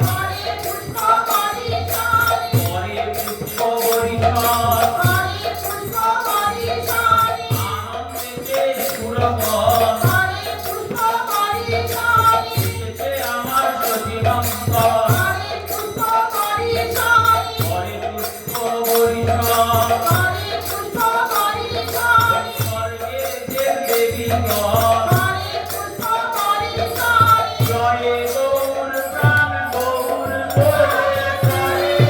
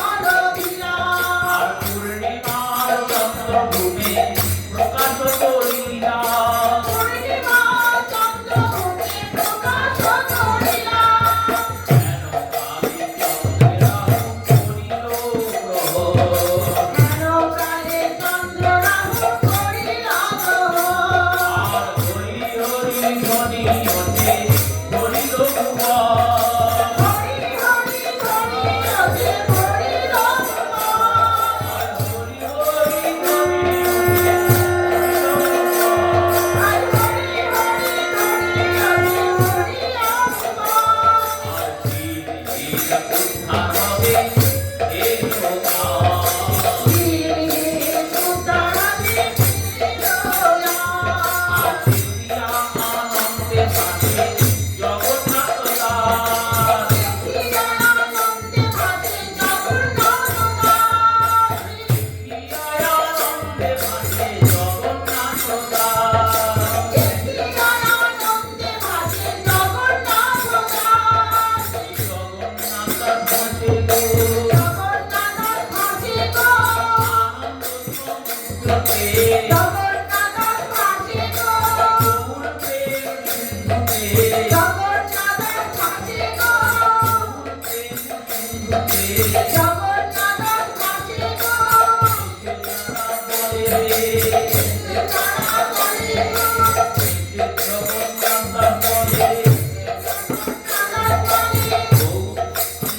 এলো রে গৌরাঙ্গ সোনার নদিয়া আলো গৌরাঙ্গ এলো রে সোনার নদিয়া আলো গৌরাঙ্গ এলো রে গৌরাঙ্গ এলো রে গৌরাঙ্গ এলো রে জীবের দুঃখ দূরে যাবে গৌরাঙ্গ এলো রে জ্ঞান আধার তুমি করিতে গৌরাঙ্গ এলো রে কীর্তনের হাতে বাঁচাতে গৌরাঙ্গ এলো রে গৌরাঙ্গ এলো রে গৌরাঙ্গ এলো রে আর জীবের ভয় নাই আর জীবের ভয় নাই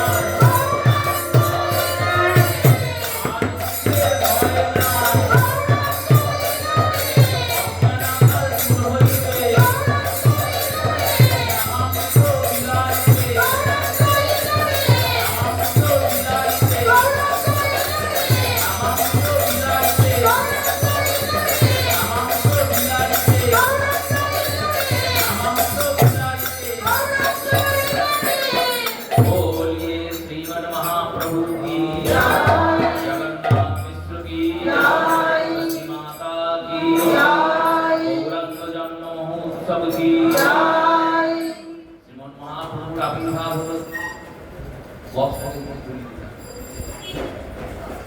শ্রীমন মহাপ্রভুর আবির্ভাব হলো আর আবির্ভাবের পরে প্রভুকে যখন সচিমায়ের কোলে দেওয়া হলো সচিমাতা চিন্তা করলেন আমার এর আগে অনেক সন্তান হয়েছে তারা হয়েছে আর দেহ রেখেছে তাই এই সন্তানের নাম রাখলেন নিমাই নিম হলো তেতো আর আই মানে অরুচি মানে তেতোরও অরুচি তাহলে জম আমার সন্তানকে নেবে না এই বলে নিমাই নাম রাখলেন প্রভুর প্রথম নাম মা রাখলেন আতুর ঘরে নিমাই আর এরপর সচিমায়ের কোলে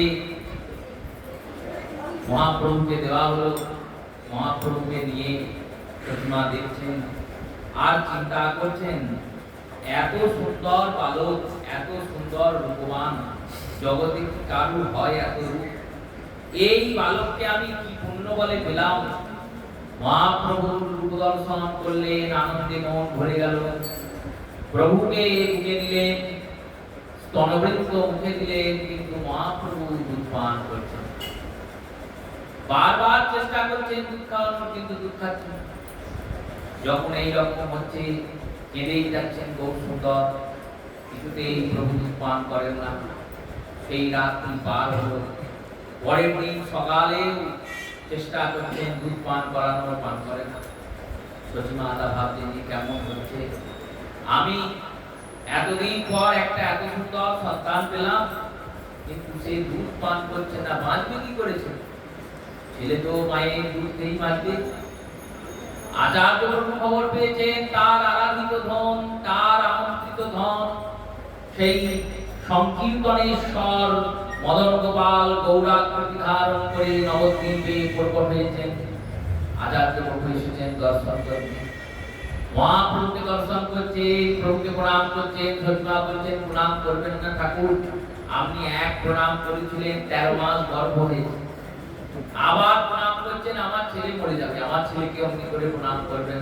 আপনি কত বড় কত জ্ঞানী গুণী আপনার মতো লোকের কি আমার সন্তানকে প্রণাম করা সাজে সচিমাতাকে আচার্য প্রভু বলছেন তা ঠিক তা হাসছেন মনে মনে ভাবছেন এটাই তো ভগবানের মায়া ভগবান যখন কোথাও প্রকট হন ভগবানকে কি চিনতে সবাই পারে না যাদের চোখ আছে তারা চিনতে পারে যাদের চোখ নেই তারা চিনতে পারে না ভগবান কৃষ্ণচন্দ্র প্রকট হয়েছেন এই কৃষ্ণচন্দ্রকে কি কংস চিনতে পেরেছিল কংস তো ভগবানের নিজের মামা চিনতে পারে না অথচ সুবল শ্রীরাম রাম বসুদাম কৃষ্ণ এরা তো কেউ আপন নয় এরা ঠিক গোবিন্দকে চিনে ফেলেছে আরে এদের কথা বাদ দাও কালিওর মতো একটা নাম সেও কৃষ্ণকে চিনতে পেরে গেছে গাভী বর্ষ পশু তারাও গোবিন্দকে চিনতে পেরেছে তিনি ভগবান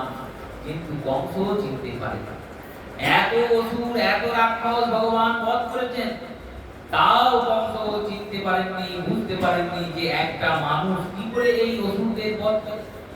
6 দিনের শিশু কি করে পুতনাকে হত্যা করতে পারে, বধ করতে পারে। তাই ভগবানকে চেনা যায় না, এটা ভগবানের মায়া। ভগবান মায়া দিয়ে কি করেন, বললো ভুলিয়ে দেন সবাই, চিনতে দেন না। আর চিনতে দেন না কেন, বললো চিনলে লীলা হবে। তাই সচিমাতা বহু সুন্দরকে নিজ সন্তান চিন্তন করছেন, সামান্য মনুষ্যের চিন্তন করছেন। তো অদ্বৈত প্রভু তো জানেন এদিকে।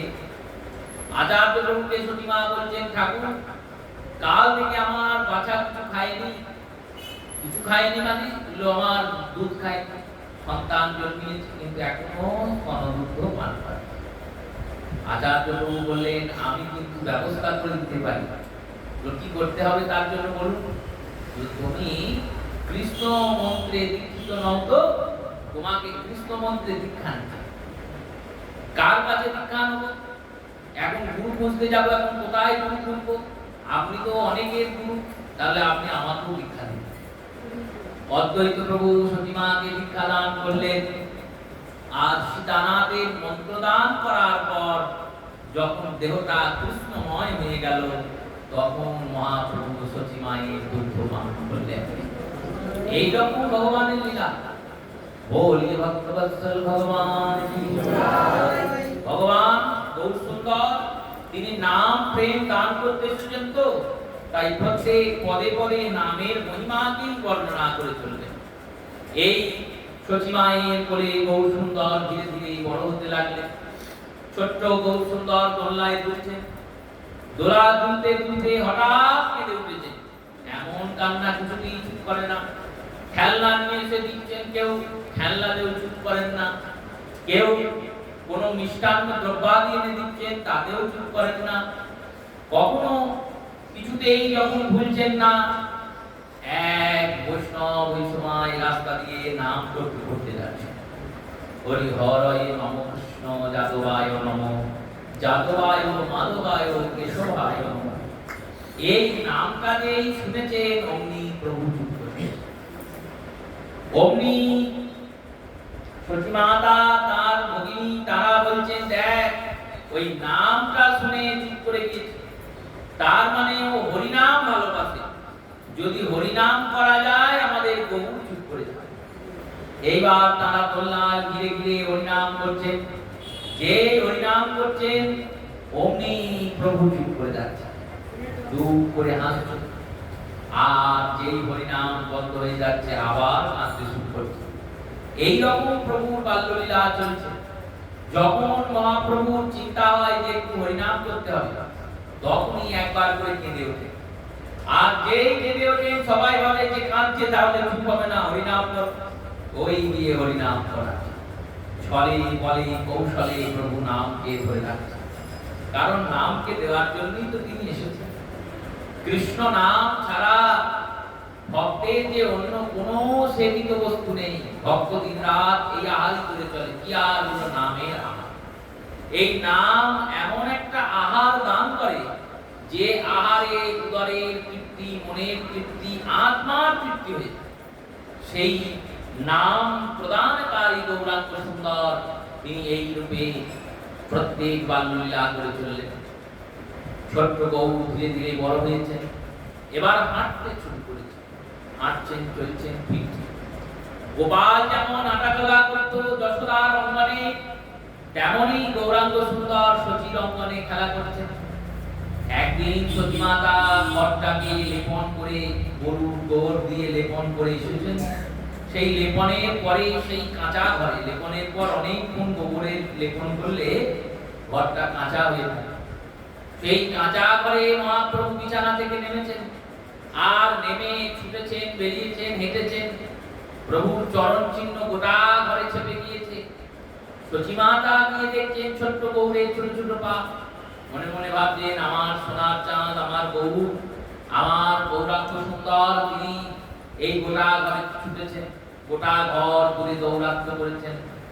এবার চরণগুলোর মধ্যে তাকিয়ে দেখছেন, পাগুলো মানুষের মতো ঠিকই, কিন্তু মানুষের পায়ের মতো নয়। এই আবার কি হবে? পাগুলো মানুষের পায়ের ছাপের মতোই, পাঁচটা পাঁচটা 10টা আঙুল আছে, পায়ের যেমন চরণ চিহ্ন হয় তেমনই আছে, কিন্তু চরণের ভিতরে চিহ্ন আছে। কোন মানুষের পায়ে কি চিহ্ন থাকে? মানুষের পায়ে কি চিহ্ন থাকে? ভগবানকে চেনা যায় চরণে, আর ভক্ত চেনা যায় মরণে। ভক্তের ভজনের পুষ্টি হয় মৃত্যুর কালে গিয়ে। দেখবেন ভক্তরা অধিকাংশ শুভ তিথিতে দেহ রাখে, অথবা কষ্টহীন ভাবে দেহ রাখে, আবার কষ্টে ভুগতে ভুগতে দেহ রাখছেন, চরম কষ্ট, এত কষ্ট যে বাইরে যারা ভক্তদের কে দেখছেন, ওই ভক্তকে তারা ভাবছেন এত কষ্ট কেন, কিন্তু তার মুখে কোনো কষ্ট নাই, মুখে হাসি নিয়ে তিনি হাসতে হাসতে বললেন। এইরকম ভক্ত চেনা যায় মরণে, আর ভগবান চেনা যায় চরণে। সচিমাতা ভাবলেন এ কেন হলো? পিতা নীলাম্বর চক্রবর্তীকে খবর দিলেন। পিতা এলেন, তিনি রাজ জ্যোতিষী, সুবর্ণ বিহারের যে রাজা, সেই সুবর্ণ বিহারের রাজা রামচন্দ্র খানের জ্যোতিষী। পিতা নীলাম্বর চক্রবর্তী চিকুষ্টি তৈরি করলেন, মহাপ্রভুর নামকরণ হলো। পিতা জগন্নাথ মিশ্র নাম রাখলেন বিশ্বম্ভর। কেন না শিবরাশিতে জন্মিয়েছে, আদ্য অক্ষর ব আর অন্ত অক্ষর র দিয়ে নাম রাখা উচিত, এই কারণে বিশ্বম্ভর নাম রাখা হয়েছে। আর নীলাম্বর চক্রবর্তী চিকুষ্টি তৈরি করে বললেন, সচি তুমি মহাভাগ্য, তোমার এই পুত্র এমন একজন হবে, যতদিন জগৎ থাকবে ততদিন তোমার পুত্রের নাম থাকবে। আর তোমার পুত্রকে শশীদুলাল শশীনন্দন বলে ডাকবে, আর শশীদুলাল শশীনন্দন বলে যতবার ডাকবে ততবার তোমার নামে ধরে ডাকবে, তোমার নাম থাকবে। আর যখনই কেউ শশীসূত, শশীনন্দন, শশীদুলাল, শশীনন্দন আদি বলে সম্বোধন করবে, তখনই তোমার পুত্র তার প্রতি অতিশয় কৃপাবান হবে। এই কারণে সার্বভৌম ভট্টাচার্য চৈতন্যাষ্টকমের বারবার বলছেন শ্রী শচী তনয়ম। শচী নামটা আগে করছেন কেন না, মহাপ্রভু বলেছেন যে আমার মায়ের নাম ধরে আমায় ডাকে, তার উপর আমি অতিশয় কৃপা করি। গৌর বলে ডাকলে তো কৃপা করবই, যে গৌরাঙ্গের নাম লয় তার হয় প্রেমলয়। কিন্তু গৌর সুন্দরের যত নাম আছে তার মধ্যে শচীসূত, শচীনন্দন, শচীবল্লভ, এই শচীপুত্র, এই নামগুলোতে প্রভুর কৃপা বেশি। সেই রূপে তোমার পুত্র ভগবান সমতুল্য। হরির মধ্যে যা গুণ আছে তোমার পুত্রে তাই গুণ আছে, কৃষ্ণের মধ্যে যা গুণ ছিল তোমার পুত্রে তাই গুণ আছে। তোমাকে কন্যা রূপে পেয়ে আমিও ভাগ্যবান। কেন না, যতদিন জগৎ থাকবে ততদিন আমি তোমার পিতা বলে আমার নাম প্রসিদ্ধি থাকবে। আর নবদ্বীপের পরিক্রমা যখন যাবে তখন আমার বাড়িতে পরিক্রমা যাবে। পরিক্রমা যায় তো বেলপুকুর, বেলপুকুরে মহাপ্রভুর মামার বাড়ি, নীলাম্বর চক্রবর্তীর বাড়ি, নাহলে ওখানে কে যাবে? যদি ওটা নবদ্বীপের মধ্যে না পড়তো, আর নীলাম্বর চক্রবর্তী যদি মহাপ্রভুর দাদু না হতেন, তাহলে ওই বনের মধ্যে ওই মাঠের মাঝখান দিয়ে কে যেত মদন মোহনকে দেখতে? ওই মদন মোহন একাই থাকতেন মদন হয়ে, মোহন আর করতে পারতেন। কিন্তু নবদ্বীপ পরিক্রমায় লক্ষ লক্ষ লোক, কোটি কোটি লোক গিয়ে ওই বেলপুকুরে দর্শন করছেন, বেলপুকুরে গিয়ে বেল খাচ্ছেন, বেলপুকুরে গিয়ে ডাব খাচ্ছেন। ওখানে আবার এখন প্রসিদ্ধি হয়েছে যে বেলপুকুরে গেলে বেল খেতে হয়। এরকম ছিল না তো, যাই হোক বেল তো বিক্রি হচ্ছে, কিছু লোকের ডাব বিক্রি হচ্ছে, তাও তো একটা ব্যাপার। সেই রূপে নীলাম্বর চক্রবর্তী সমস্ত চিকুষ্টি বর্ণনা করলেন। তোমার পুত্রের সুন্দর পত্নী হবে, কিন্তু 24 বছরের পর তিনি সন্ন্যাস নেবেন। এটা বললেন, দেখো ব্রাহ্মণের পুত্রে, ব্রাহ্মণের ঘরে যদি কেউ মূর্খ থাকে তাহলে সেই ব্রাহ্মণের থেকে নিকৃষ্ট কেউ নেই। আর ক্ষত্রিয়ের ঘরে যদি কেউ বৃদ্ধ হয়ে মারা যায়, সেই ক্ষত্রিয়ের থেকে নিকৃষ্ট কেউ নেই। কেন? শাস্ত্রের প্রবচন এটা। গৌতম বলেছেন ব্রাহ্মণাং মূর্খং যদিন ক্ষত্রিয়াং বৃদ্ধং তথা নিক্ষেপিতো রৌরবে। ব্রাহ্মণের ঘরে যে মূর্খ, যে শাস্ত্র জ্ঞান জানে না, যার মন্ত্র জ্ঞান নেই, যে বিদ্যা অধ্যয়ন করে না, সেই ব্যক্তি আর ক্ষত্রিয় কুলে জন্ম নিয়ে বৃদ্ধ হয়ে যে মারা গেল সেই ব্যক্তি দুজনেই মৃত্যুর পর নরকে যাবে। কেন না ব্রাহ্মণ দেহ পেয়েছিল অথচ দেব অর্জন করলো না, ভগবানের শাস্ত্রের জ্ঞান দিল না, মন্ত্রাদি করলো না, আর এই সব কিছু বাদ দাও, সন্ধ্যাও করলো না। ব্রাহ্মণ হওয়ার পর সন্ধ্যা করতে হয়, ত্রিকাল সন্ধ্যা। ত্রিকাল সন্ধ্যা, এককাল সন্ধ্যা তো করতে হবে, গায়ত্রীর একবার জপ তো করতে হবে, সেটাও করলো না। সেই ব্যক্তি অবশ্যই মৃত্যুর পর নরকে যাবে। আর ক্ষত্রিয় কুলে জন্ম নিয়ে যুদ্ধ করলো না, পালিয়ে পালিয়ে বেড়ালো কাপুরুষের মতো, তবেই তো সে বৃদ্ধ হয়ে মরছে, যুদ্ধ করেনি বলে। তাই ক্ষত্রিয় কুলে জন্মিয়ে যে বৃদ্ধ হয়ে মরছে আর ব্রাহ্মণ কুলে জন্মিয়ে যে মূর্খ হয়ে মরছে, তার থেকে বড় নরকগামী ব্যক্তি কেউ নেই। তোমার পুত্র নবদ্বীপের সর্বকালের সর্বশ্রেষ্ঠ পণ্ডিত হবে। এই কথা যে বলেছেন জগন্নাথ মিশ্রের মনে খুব আনন্দ হয়েছে, কারণ ইনি একজন পণ্ডিত। জগন্নাথ মিশ্র বিরাট বড় পণ্ডিত, এনার নাম পুরন্দর পণ্ডিত। জগন্নাথ মিশ্রের দ্বিতীয় নাম পুরন্দর। কেন না ইন্দ্রের নাম হচ্ছে পুরন্দর, দেবরাজ ইন্দ্রের নাম পুরন্দর। এই দেবরাজ ইন্দ্রের নাম যেমন পুরন্দর, এই দেবতাদের রাজা, তেমনি জগন্নাথ মিশ্র হচ্ছে নবদ্বীপে পণ্ডিতদের রাজা, তাই এনাকে পুরন্দর মিশ্র বলা হয়।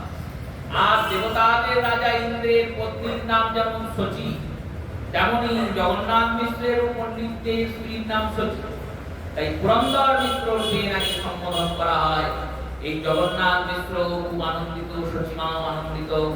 মহাপ্রভুর 6 মাস বয়স হয়েছে, এবার প্রভুর অন্নপ্রাশনের জন্য আয়োজন করা হয়েছে। নৃসিংহতলায় নৃসিংহদেবের পরমান্ন নিয়ে আসা হয়েছে। নবদ্বীপের পরিক্রমার মধ্যে পড়ে নৃসিংহদেব। এই নৃসিংহদেবের পরমান্ন নিয়ে এসে প্রভুর মুখে পরমান্ন দেওয়া হয়েছে। প্রভু পরমান্ন দিয়েছেন।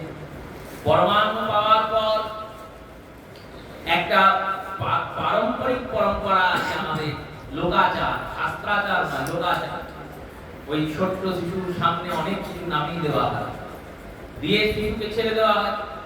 শিশু হামাগুড়ি দিয়ে গিয়ে যেটাকে বলে চিন্তা করা হয় সেই রকমই শিশুর জীবনটা হয়, বা জীবনে সেই জিনিসটাকেই সে বেশি ভালোবাসে।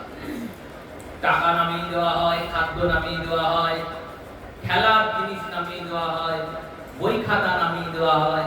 এবার যেটাকে সে তুলবে, যেটাকে তুলবে সেই রকমই তার জীবন। কেউ গিয়ে খাদ্যকে তোলে, কেউ গিয়ে টাকা পয়সা তোলে, কেউ গিয়ে আবার বই খাতা তোলে। সেই রকমই লোকাচার অনুযায়ী সরস্বতী মায়ের যারা আত্মীয় বর্গ তারা সাজিয়ে দিয়েছে। আর তারা সাজিয়ে দেওয়ার পরে সতীমা গৌর সুন্দরকে নামিয়ে দিয়েছেন বলতে। এবার গৌরাঙ্গ সুন্দর আস্তে আস্তে গুটি গুটি পায়ে হামাগুড়ি দিয়ে গিয়েছেন, গিয়ে দেখছেন কোনটাকে তোলা যায়। কেউ ভাবছে টাকা পয়সা তুলুক, কেউ ভাবছে খাদ্যের বস্তু গ্রহণ করুক, কেউ ভাবছে বস্ত্র তুলুক, এক একজন এক একটা ভাবছে। কিন্তু প্রভু কি করেছেন? প্রভু গিয়ে ভাগবত তুলেছেন। চৈতন্য ভাগবতে দৃষ্টান্ত দিয়েছেন শ্রী বৃন্দাবন দাস ঠাকুর। শ্রীমন মহাপ্রভু গিয়ে ভাগবতের পুঁথির উপর হাত দিয়েছেন। আর জগতে যখন এটা দর্শন করেছেন সবাই সবাই সাধু সাধু বলেছে। জগন্নাথ মিশ্র বলেছেন আমি ভক্তি পেয়েছি আমার ঘরে, কারণ এই বয়স থেকে উনি ভাগবত পড়েছেন। পুঁথির মধ্যে ভাগবত নামানো ছিল, সেই ভাগবত পুঁথিটাকে গিয়ে মহাপ্রভু মহাপ্রভুর মুখান্নপ্রাশন সংস্কার হয়েছে। মুখান্নপ্রাশন সংস্কারের পর ধীরে ধীরে প্রভু এবার হাঁটতে শিখেছেন, হাঁটছেন, চলছেন, ঘুরে বেড়াচ্ছেন। একদিন এক নাগরী এসে সতীমাকে বলছেন, হ্যাঁ গো, তোমার গৌরের চরণে নুপুর পরিয়ে রেখেছো, তাও আবার সোনার নুপুর। ওই সোনার নুপুর পরিয়ে ছেলেটাকে ছেড়ে দিয়েছো, যদি কেউ চুরি করে নিয়ে পালায়। সতীমা বললেন, আমাদের এমনিতেই দিন আনি দিন খাওয়ার মতো অবস্থা, সোনার নুপুর কোথায় পাবো? না, আমি যে দেখলাম তোমার গৌরের চরণে নুপুর বাজছে, কই দেখি চলো তো। এবার দেখি চলো তো বলে যখন দুজন গিয়েছে, দেখছেন প্রভুর পায়ে কোনো নুপুরও নেই, কোনো অলঙ্কারই নেই। ভাবছেন তাহলে আমি শুনলাম কি করে গৌর হাঁটছে আর নুপুরের ধ্বনি হচ্ছে? ইনি তো সাক্ষাৎ ব্রজেন্দ্র নন্দন। তাই সাক্ষাৎ ব্রজেন্দ্র নন্দন বলে যখন হাঁটছেন তখন নুপুর ধ্বনি হচ্ছে, কিন্তু নুপুর পায়ে পড়া নেই। মহাপ্রভু কৃপাতে ভক্তরা তারা অলংকার নিয়ে এসেছে। গৌর সুন্দরকে দেখতে আসে ভক্তরা, কেউ হাতের কঙ্কন নিয়ে আসে। কঙ্কন নিয়ে এসে সতীমাকে বলছে তোমার বেটাকে একটু পরিয়ে দেবে কঙ্কনটা?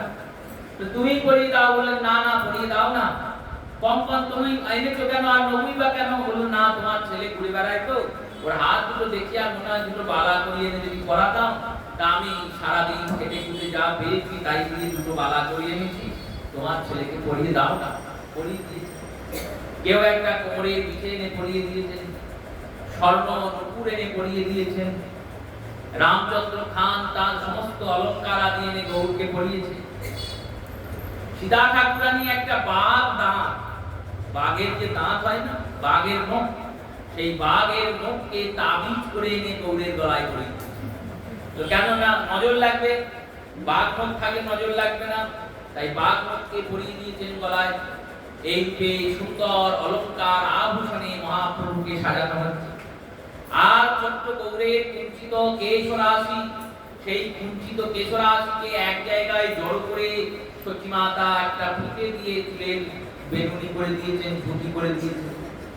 কারণ শাস্ত্রানুযায়ী উপনয়ন সংস্কার না হওয়া অবধি বা চূড়াকরণ সংস্কার না হওয়া অবধি গর্ভে কেশ ছেদন করতে নাই। গর্ভ থেকে যে কেশটা নিয়ে এসেছে সেই কেশের ছেদন কখন হবে? যখন তার চূড়াকরণ। এবার চূড়াকরণ নিয়ম অনুযায়ী আলাদাই ছিল, কিন্তু এখন এক হয়ে গিয়েছে, উপনয়নের সময় করে নেওয়া। কারণ আলাদা আলাদা করে ওই সব উৎসব করতে গেলে খরচ প্রচুর। প্রথমে মুখান্নপ্রাশন, তার আগে নামকরণ, 100 দিনের মধ্যে নামকরণ, তার আগে জাত সংস্কার, জাত কর্ম সংস্কারের পর নামকরণ, নামকরণের পর মুখান্নপ্রাশন, মুখান্নপ্রাশনের পর কর্ণভেদ, কর্ণভেদের পর চূড়াকরণ, চূড়াকরণের পর বিদ্যারম্ভ, বিদ্যারম্ভের পর উপনয়ন, উপনয়নের পর বেদারম্ভ। এতগুলো সংস্কার আছে, এগুলো সব একসঙ্গে করে দেওয়া। কেন? এগুলো যদি আলাদা আলাদা করে করে প্রত্যেক কর্মের বৃত্তি শ্রাদ্ধ করতে হবে, নান্দিমুখ করতে হবে, ভূজ্যদান করতে হবে, ব্রাহ্মণকে ডাকতে হবে, ব্রাহ্মণ ভোজ করতে হবে, এই এত খরচ কে করবে? তাই একসঙ্গে করলাম। এই কারণে মহাপ্রভু কেশরাশি ছেদন করা হয়নি, সেই উপনয়ন হবে তখন প্রভুর কেশরাশি ছেদন হবে। আর ছোট্ট গৌরের সেই সুন্দর কেশরাশিকে একত্রিত করে সতী মাতা সুন্দর একটা ঝুঁটি বেঁধে দিয়েছেন। মালিনী দেবী একটা কুন্দ ফুলের মালা নিয়ে এসেছেন, আর সেই কুন্দ ফুলের মালাটা ওই ঝুঁটির চারিদিকে বেড়া করে পরিয়ে দিয়েছেন। এইরকম মহাপ্রভু সুন্দর সেজেছে। এবার সেজে সেজে ঘুরে ঘুরে বেড়ান প্রভু। আজকে এই লীলা করেন তো কাল ওই লীলা করেন। চৈতন্য ভাগবত রচয়িতা বলছেন কত লীলা বলবো, গৌরের লীলা কি বলে শেষ করা যায়? নয়নানন্দ বলছেন গোরা গুণ কহনে না যায়, গৌরের গুণ কহা যায় না। কত শত আনন, কত চতুর আনন, গুণ গাই ওর নাহি পাই। ভাই রে, গোরা গুণ কহনে না যায়। আরে আমাদের তো একটা মুখ, আমরা কত বলবো?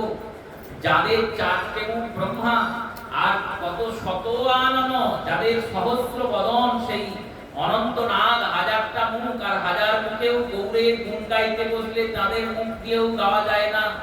যার 4 মুখ সেই চতুর্মুখ ব্রহ্মা গাইতে পারেন না মহাপ্রভুর গুণকথা, 55 শিব গাইতে পারেন না মহাপ্রভুর গুণকথা। আমরা এক বদনে কত গাইব, কত বলবো? যতটা তিনি বলাবেন ততটা বলবো, যতটা তিনি করাবেন ততটা করব। সেই রূপে মহাপ্রভুর বিভিন্ন লীলা। তার মধ্যে একদিন সতী মাতা দেখছেন প্রভু করছেন কিনা একটা সাপ এসেছে বাড়ি, কোথা থেকে জানি এক সাপ এসেছে, আর সেই সাপ খেলা করছে। আর প্রভু ভাবছেন কি ব্যাপার, ও ছুটে ছুটে পালাচ্ছে কেন?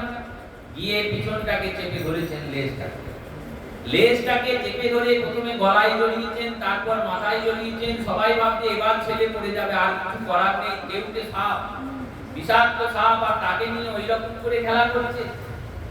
আবার সাপটাকে নিয়ে শুয়ে দিয়েছেন, আর শুয়ে দিয়ে সাপের উপর নিজেও শুয়ে পড়েছে। এই রকম চলছে। সবাই ভয়ে ভীত। সচিমাতা ভাবছেন হায় হায় আমার বাছা বুঝি এই গেল, এখনই বুঝি আমার বাছাকে সাপে কাটবে। সবাই হরিচরণ করছেন, ভগবানকে ডাকছেন, ভগবানকে বলছেন হে গোবিন্দ রক্ষা করো, হে গোবিন্দ রক্ষা করো, হে মধুসূদন রক্ষা করো, হে গিরিধারী রক্ষা করো। এই করতে করতে সাপটা চলে যাচ্ছে। বৃন্দাবন দাস ঠাকুর বলছেন ইনি মহাপ্রভু ভক্ত, ইনি মহাপ্রভুকে দর্শন করতে এসেছিলেন। প্রভু তার সঙ্গে লীলা বিনোদ আনন্দ করেছেন। এই রূপে প্রভু ধীরে ধীরে বড় হচ্ছেন। যেমন চন্দ্রকলা বড় হয়, তেমনি ধীরে ধীরে গৌর সুন্দর গৌরচন্দ্রের বৃদ্ধি হচ্ছে। আর সেই চন্দ্রকলার বৃদ্ধি হচ্ছে, গৌর সুন্দরের বৃদ্ধি হচ্ছে। আদো আদো কথা বেরিয়েছে মুখ দিয়ে অল্প অল্প কথা বলতে পারছেন। বাবা বাবা বলে ডাকছেন, মা মা বলে ডাকছেন, ডেকে বেড়াচ্ছেন সচিমাকে, ও মা খেতে দাও, ও মা খেতে দাও বলে মায়ের আঁচল ধরে ঘুরছেন। সচিমা কখনো খই এনে দিচ্ছেন, কখনো মুরগি এনে দিচ্ছেন, কখনো শিরির নাড়ু দিচ্ছেন। দুটো শিরির নাড়ু নিয়ে বসে বসে খাচ্ছেন। গোটা গায়ে স্বর্ণ অলঙ্কার ঘুরে ঘুরে বেড়ান। চোরেদের কাছে খবর দিচ্ছে। চোরেরা ভাবছে ওই ছেলেটাকে যদি চুরি করে নিয়ে যাওয়া যায়, দূরে নিয়ে যাব, দিয়ে ছেলেটা আগে কাছ থেকে স্বর্ণ অলঙ্কার গুলো কেড়ে নেবো, আর কেড়ে নিয়ে ও বেটাকে ছেড়ে দিয়ে পালিয়ে আসবো। দুই দস্যু তাদের কাছে খবর দিয়েছে, তারা এসেছেন। এসে দেখছেন হ্যাঁ যা খবর পেয়েছিলাম তাই ঠিক। জগন্নাথ মিশ্রের ছেলে গোটা গায়ে স্বর্ণ অলঙ্কার, গোটা গায়ে সোনার গয়না পরে ঘুরে বেড়ায়। এত গয়না রাজার ছেলেও পরে না। আরে রাজার ছেলে করবে কি করে? রাজার ছেলে কিন্তু রাজা একা গয়না গড়িয়ে দিয়েছে, আর প্রভুকে তো ভক্তরা দিয়েছে। দেখুন মানুষের দেওয়া কি কোনোদিন গোলাবে না। মানুষ কত দেবে? 10 টাকা, 20 টাকা, 50 টাকা, 100 টাকা কত দেবে? কিন্তু ভগবান যদি দেন, তো ভগবানের দেওয়া কোনোদিন ঘোরায় না। একটা কথা দিয়ে আছে, মানুষের দেওয়া ঘোরায় না, আর ভগবানের দেওয়া ঘোরায় না। ভগবান দিলে ঘোরাবে? একটা ছোট্ট শিশু ছিল, সেই শিশু বনের ভিতর দিয়ে যেতেন, আর মাকে বলছেন মা বনের ভিতর দিয়ে টলে পড়তে যাই, টলে পড়তে গেলে আমার খুব ভয় লাগে। মা ভাবছে কি করা যায়, আমি তো যেতে পারবো না, আমাকে তো সংসার চালাতে হবে। পিতা নেই, বিধবা মায়ের সন্তান। মা মাদু করে আনেন, ভিক্ষা করে যা আনেন তাতেই মা আর ছেলের চলে। আর ছেলে পড়তে যায় টলে, এই কি করা যায়? মা বললেন শোনো, যেখানে কেউ থাকে না সেখানে গোবিন্দ থাকে, যেখানে কেউ থাকে না সেখানে গোবিন্দ থাকে। ওই বনে একজন আছে, তার নাম মধুসূদন, সে তোমার দাদা হয়। তুমি যখন ভয় লাগবে মধুসূদন দা বলে দেখো, দেখবে সে আসে।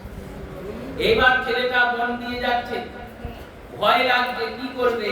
যত ভয় লাগছে, শিয়াল ডাকছে বনে, বাঘের মাঝে মধ্যে আওয়াজ পাওয়া যাচ্ছে। বনে তো এইটুকুই হবে, গা ছমছম ভাব। একটা চিল হঠাৎ চিৎকার করে উঠে যাচ্ছে।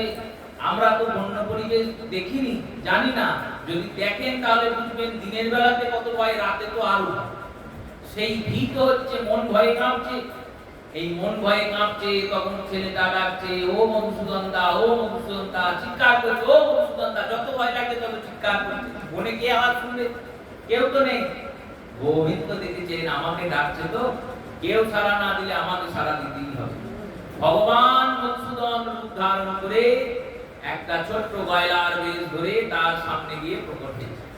বলছেন কি হয়েছে, এত নাম ধরে ডাকছো, তুমি আমার নাম জানলে কি করে? আমার মা বলেছে তুমি বনে থাকো। ঠিকই বলেছে, কি করতে হবে? বলে এই বনটা আমাকে পার করে দেবে। তো বেশ করে দেবো, চলো। পার করে দিয়েছে।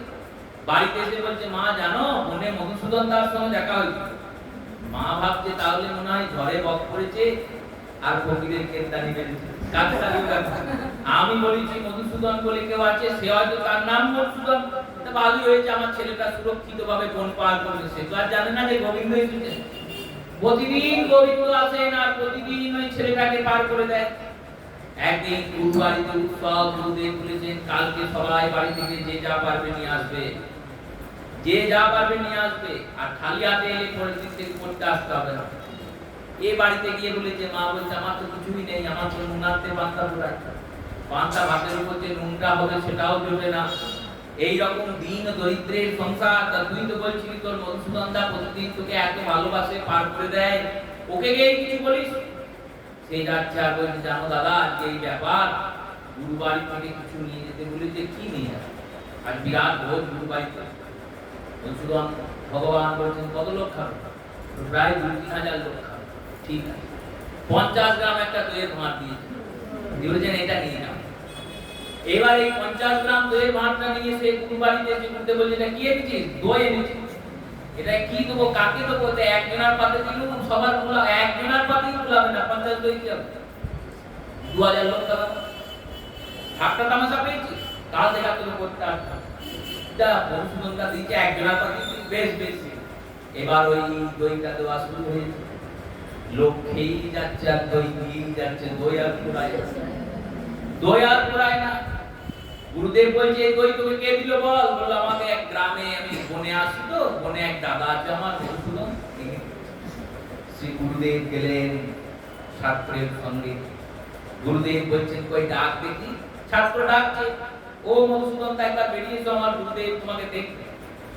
ভগবান বেরিয়েছে, ভগবানকে দেখছেন, ছাত্রটি কথা বলছেন, গুরুদেব কিন্তু দেখতে পাচ্ছেন না। গুরুদেব বলছে, আমাকে একবার দেখা দিতে বল। ভগবান বলছে, ওকে তো আমি দেখা দিতে পারবো না, কারণ ওর তো বিদ্যার অহংকার আছে, অহংকারী ব্যক্তিকে তো আমি দর্শন দিই।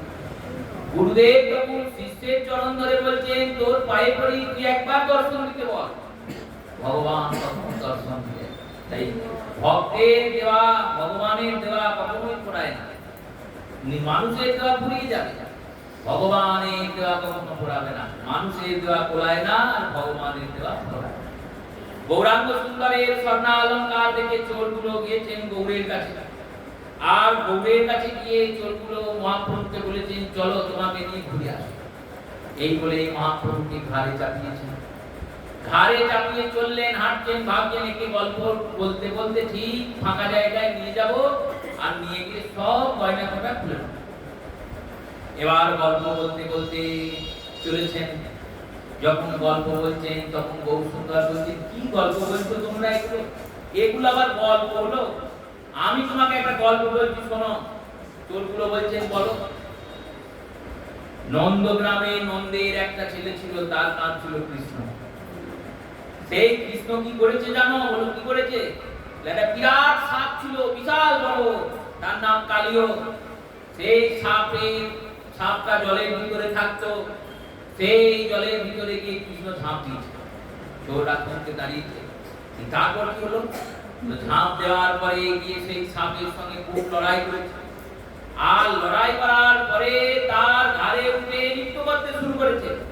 হ্যাঁ গো, তার কিছু হলো না? না, এমন নাচ নেচেছে যে কালিও এতদিন লোককে দেখলেই কামড়াতে যেত, সেই কালিও ভালো হয়ে গেছে, সেও গোবিন্দের ভক্ত হয়ে গেছে। ভগবানের সব লীলা গৌর সুন্দর এক এক করে শোনাচ্ছেন।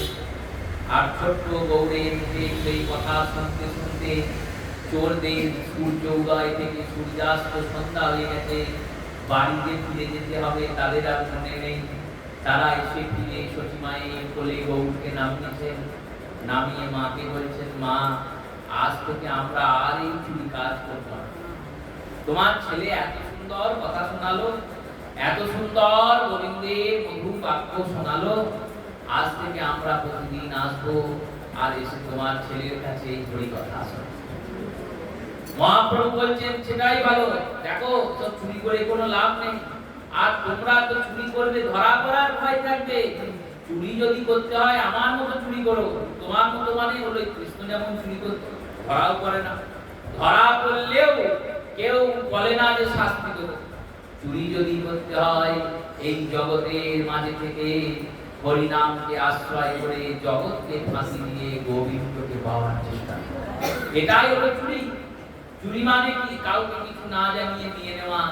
সেমনই জগতের মাঝখানে হরিনাম করে আছে, এই হরিনামকে কাউকে কিছু না জানিয়ে তুমি নিয়ে নাও। মহাপ্রভু দস্যুদের উদ্ধার করলেন। আর আজকের মতো এখানেই আমাদের কথা বিশ্রাম হলো। শ্রী গুরু